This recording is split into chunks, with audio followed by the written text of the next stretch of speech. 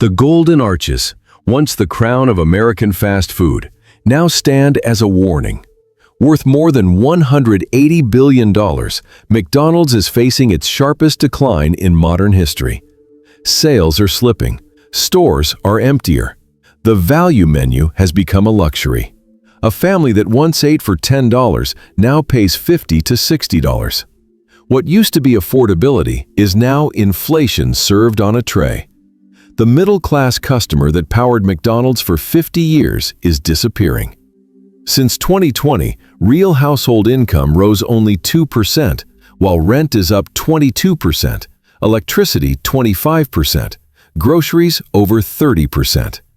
When survival becomes expensive, burgers become optional. The average McDonald's meal is now $13.25, up from $7.89 in 2019. A family of 4 pays $50 plus for burgers and drinks. No wonder 61% of Americans are cutting back on dining out. Quick service traffic is down 5% year over year. Credit card debt passed $1.1 trillion. Delinquencies hit 8.5%, the highest since 2011. Millions are juggling rent, medical bills, car payments. Even a $5 meal feels unjustifiable when the electric bill is overdue. Fast food once thrived on routine spending. Now the routine is survival. In 2010, 52% of McDonald's customers earned under $50,000. Today, it's below 38%, and no new group replaced them. They didn't switch restaurants, they stopped eating out. McDonald's collapse isn't about burgers. It's about the disappearance of the American middle class. Inflation rewired the entire model. Fast food worked when ingredients were cheap and wages were low. Now beef is up 36%, oil 40%, cheese 31%, flour 28%, packaging 50%. With $20 minimum wage laws in states like California, labor alone pushes meals beyond affordability. A raise in the kitchen becomes a $14 Big Mac. Add rising utilities, rent, insurance, delivery logistics. Eventually, the system breaks. Prices rise, customers leave, revenue drops, prices rise again. That is not inflation. That is a death spiral. Government inflation numbers say 3 to 4%, but restaurant owners know real increases are nearly double. CPI disguises pain through substitutions. When beef becomes expensive, they assume you'll switch to chicken. When rent spikes, they average it down. The official data whispers calm while reality screams collapse. Even employees can't afford to eat where they work.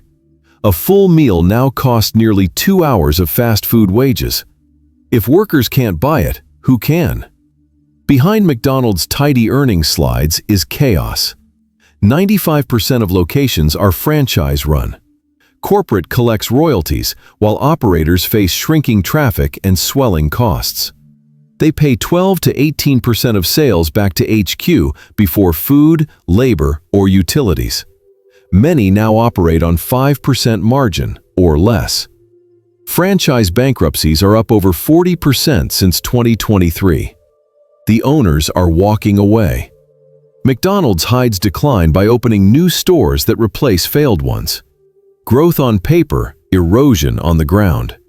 Remodels, kiosk mandates, required upgrades. Franchises borrow at high interest just to stay compliant. This isn't a slowdown, it's structural breakdown. The dollar menu didn't die, the dollar did. And McDonald's is only the first domino. Fast food, once recession-proof, is unraveling. Wendy's traffic is down 6 to 12%, Burger King 3 to 11%, Jack in the Box nearly 8%. The industry was built on low cost and high volume, but volume is gone. To survive inflation, stores need 3% growth annually. Instead, they're falling 4 to 6%. Leases up almost 20% since 2020. Insurance up nearly 30%. Refinancing triple under Fed rates. Even Starbucks is closing stores. Taco Bell and Subway are quietly freezing remodels. Chains open new locations to hide the closures. Growth in headlines, decline on streets. Inflation-adjusted revenue is negative for the third straight quarter. Investors see record sales in dollars. Operators see empty booths. This isn't mismanagement, it's systemic rot. All major fast food brands depend on the same customer base, the same supplies, the same inflating cost structure. They aren't gaining customers, they're stealing from a shrinking pool. Every new value menu is a losing war no chain can afford.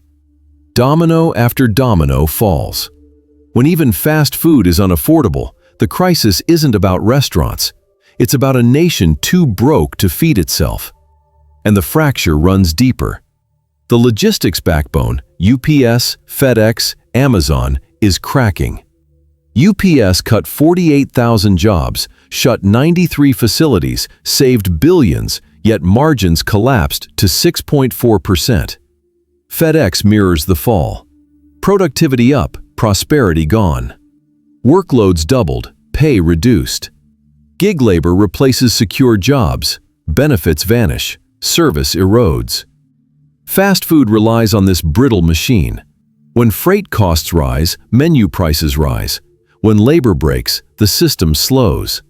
Restaurants, retail, delivery, they pulse to the same fading heartbeat.